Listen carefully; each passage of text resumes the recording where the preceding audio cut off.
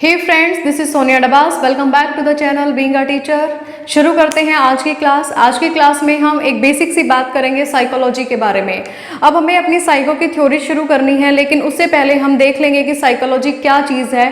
तो एक basic class होगी, लेकिन काफ़ी इंपॉर्टेंट ये क्लास होने वाली है, क्योंकि इसमें हम सारी चीज़ें कवर करेंगे। जैसे साइकोलॉजी की उत्पत्ति कब हुई है, कौन कौन से ऐसे मनोवैज्ञानिक थे जिन्होंने साइकोलॉजी की उत्पत्ति में अपना योगदान दिया है, किस तरीके से साइकोलॉजी की डेवलपमेंट हुई है।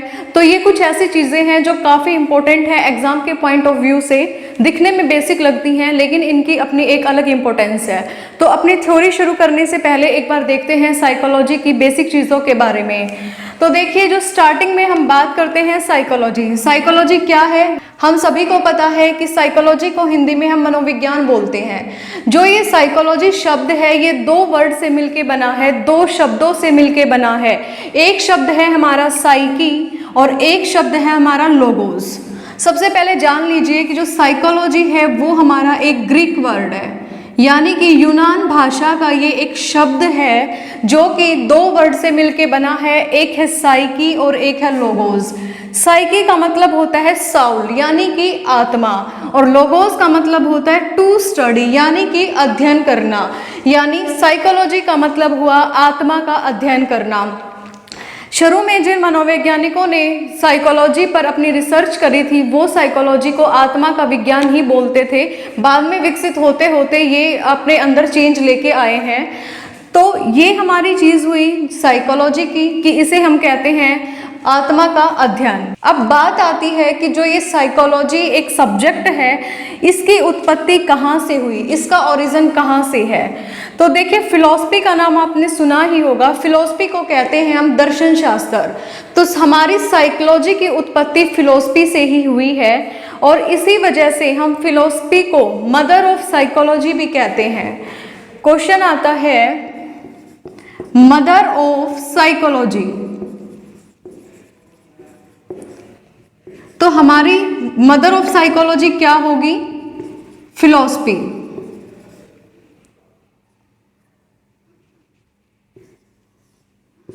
क्योंकि फिलॉसफी से ही हमारा मनोविज्ञान निकल के आया है।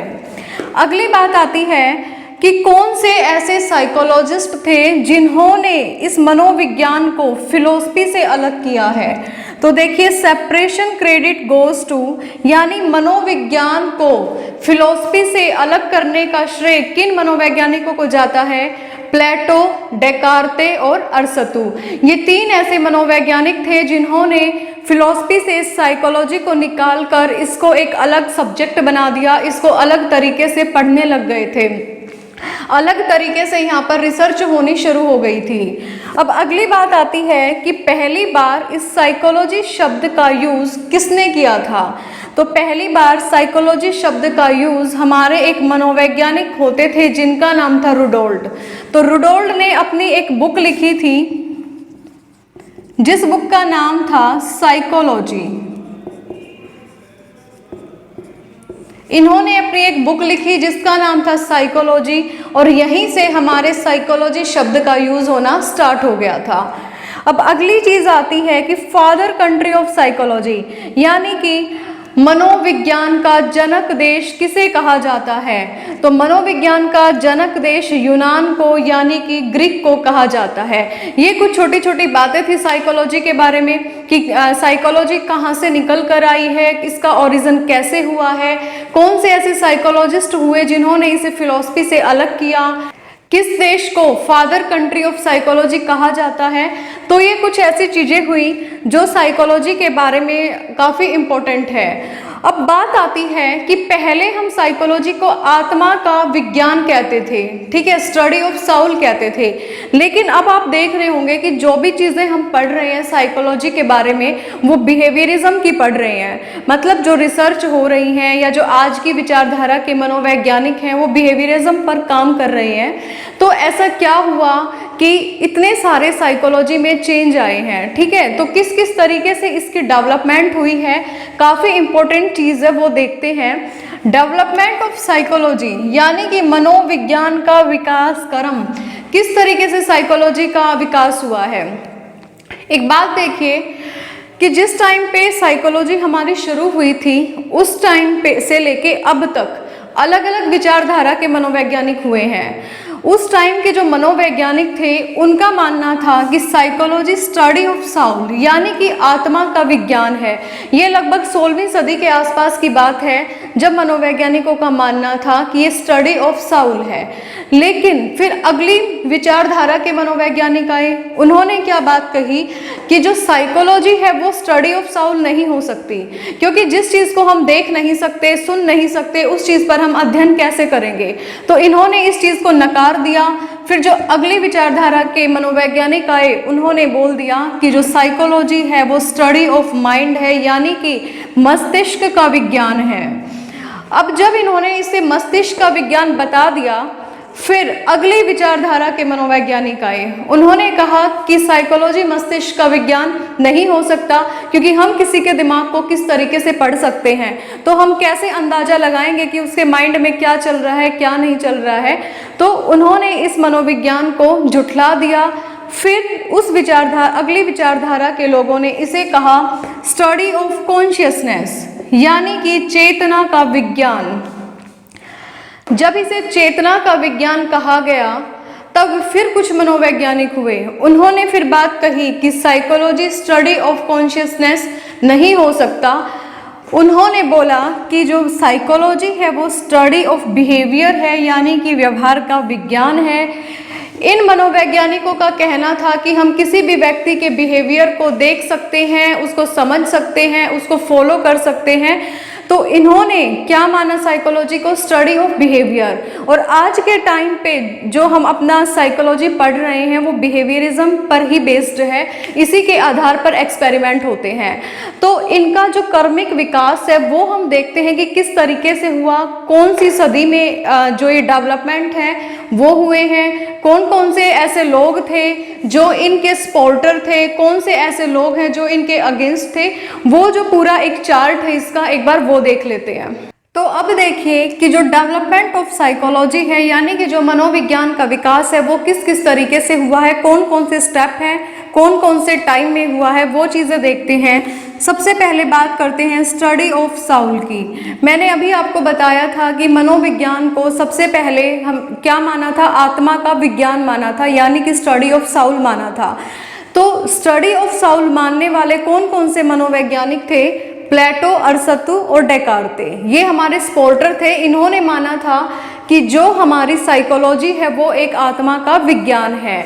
लेकिन कुछ ऐसे मनोवैज्ञानिक भी हुए जिन्होंने इस बात को झुठला दिया। तो जो हमारा आत्मा का विज्ञान था, इस बात की आलोचना करने वाले कौन से मनोवैज्ञानिक हुए? हमारे J.S. रॉस। इन्होंने कहा कि नहीं, जो हमारा मनोविज्ञान है वो आत्मा का विज्ञान नहीं है। ये बात कब की है? हमारी लगभग 16वीं सेंचुरी की बात है। ये 16वीं शताब्दी में हमें पता लगा था कि जो साइकोलॉजी है वो हमारा आत्मा का विज्ञान है। इसके सपोर्टर कौन कौन हुए? प्लेटो, अरस्तू और डेकार्ते। और आलोचक कौन हुए? J.S. रॉस। अब जब ये बात झुठला दी, कुछ जैसे जैसे विचारधाराओं में अंतर आता गया, लोगों की आइडियोलॉजी चेंज होती चली गई, तो जो लोगों के विचार थे वो बदलने लग गए थे। अब तो कुछ ऐसे मनोवैज्ञानिक आए, उन्होंने कहा कि नहीं, ये आत्मा का विज्ञान नहीं हो सकता। जिस चीज़ को हम देख नहीं सकते, सुन नहीं सकते, तो हम कैसे उस चीज़ को मान ले। तो उन्होंने कहा कि ये आत्मा का विज्ञान नहीं, ये स्टडी ऑफ माइंड है यानी कि मस्तिष्क का विज्ञान है। ये बात है हमारी 17वीं सेंचुरी की, 17वीं शताब्दी की। अब देखिए, एक सदी बाद लोगों के विचार यहाँ चेंज होने शुरू हो गए थे। अब जब हम इसको स्टडी ऑफ साउल पढ़ते थे साइकोलॉजी को, अब ये स्टडी ऑफ माइंड पढ़ा जाने लग गया था। और इसके सपोर्टर कौन थे? पोम्पोनोजी। और इसके आलोचक कौन थे? विलियम जेम्स और विलियम वुंड। कौन सी सदी की बात है? 17वीं शताब्दी की बात है। अब जब पहले स्टडी ऑफ साउल हुआ, फिर स्टडी ऑफ माइंड हुआ, अब कुछ ऐसे मनोवैज्ञानिक आए जिनकी विचारधारा अब और भी अलग थी। उन्होंने कहा कि नहीं, ये स्टडी ऑफ माइंड भी नहीं हो सकता, क्योंकि हमें नहीं पता किसी व्यक्ति के दिमाग में क्या चल रहा है। जब हम उसके दिमाग के बारे में पता ही नहीं लगा सकते तो हम कैसे मान ले कि ये साइकोलॉजी में हम इस चीज़ पर रिसर्च कर सकते हैं। तो उन्होंने स्टडी ऑफ माइंड को भी झुठला दिया कि अब जो मनोविज्ञान है वो स्टडी ऑफ कॉन्शियसनेस है, यानी कि चेतना का विज्ञान है। अब जिन मनोवैज्ञानिकों ने इसे स्टडी ऑफ कॉन्शियसनेस कहा, उसके सपोर्टर कौन कौन थे, मतलब कौन कौन इस पक्ष में थे कि ये हमारा चेतना का विज्ञान है। इसमें नाम आता है विलियम वुंट, टिचनर और विलियम जेम्स। अब देखिए, जो ये विलियम वुंट है ना, ये काफ़ी इम्पोर्टेंट है। और क्यों है ये देखिए, इन्होंने ना पहली बार एक प्रयोगशाला यानी कि एक लैबोरेटरी की स्थापना की थी। कहाँ पे? लिपजिंग में। ये लिपजिंग हमारा है जर्मनी में। यहाँ इन्होंने एक लैबोरेटरी, एक प्रयोगशाला की स्थापना कर दी। अब मनोविज्ञान को प्रयोगों के आधार पर पढ़े जाने की बात इन्होंने यहाँ कही थी। अब जो इसके आलोचक हुए स्टडी ऑफ कॉन्शियसनेस के, वो थे हमारे फ्रायड।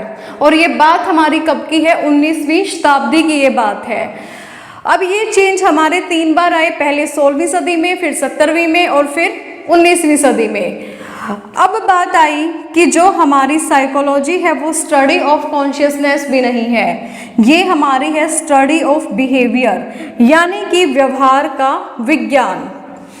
अब जो मनोवैज्ञानिक आए, जैसे जैसे विचारधाराएं बदली, तो उसी तरीके से आइडियोलॉजी में चेंज आया। और अब मनोवैज्ञानिकों ने 20वीं सदी में ऐलान कर दिया कि जो मनोविज्ञान है वो व्यवहार का अध्ययन है, वो व्यवहार का विज्ञान है, स्टडी ऑफ बिहेवियर है। इन्होंने तर्क दिया कि जब हम किसी व्यक्ति के बिहेवियर को देखते हैं तो उसे हम देखकर पता लगा सकते हैं कि किसी व्यक्ति की पर्सनैलिटी क्या है, यानी उसके व्यवहार का अध्ययन किया जा सकता है। इन्होंने 3 चीज़ों पर फोकस किया था: व्हाट, हाउ, व्हाई, मतलब क्या, कैसे, क्यों।